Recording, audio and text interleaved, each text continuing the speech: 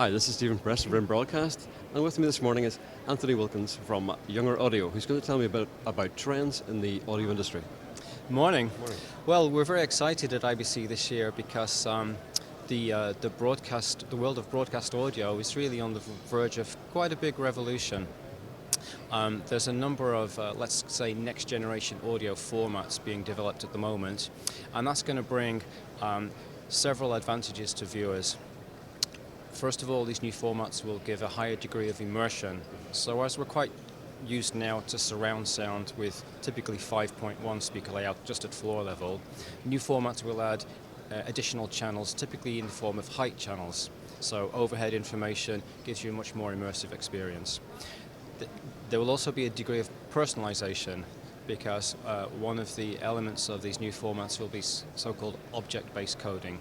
And with an audio object, that can be placed anywhere in a 360-degree sound field, but it will also provide the viewer with choice.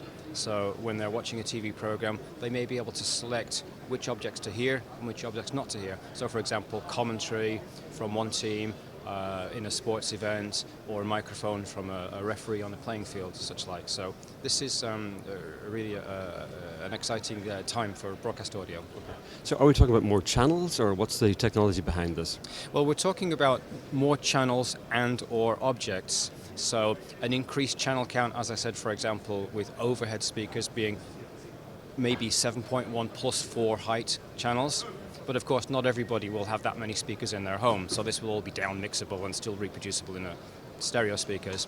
But the real exciting part is this object-coded audio. So you could have almost an unlimited number of objects, and an object is basically an audio stream plus some descriptional metadata.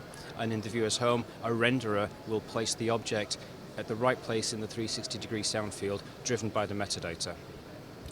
Okay, so is this technology productized now, or is it for the future? It's for the future. There's a number of vendors developing these formats, and what we're doing is we're working with these vendors to develop a product concept, because producing these new audio formats, even though it will need to fit into an existing broadcast infrastructure, there's a need for new production tools. So we're developing and working, actually showing a prototype of a new development product which will generate the metadata required and perform the down mix and the reference rendering and monitoring. So the creation of these new audio formats can be an easy transition from existing channel-based into object-based. So one to watch for the future then?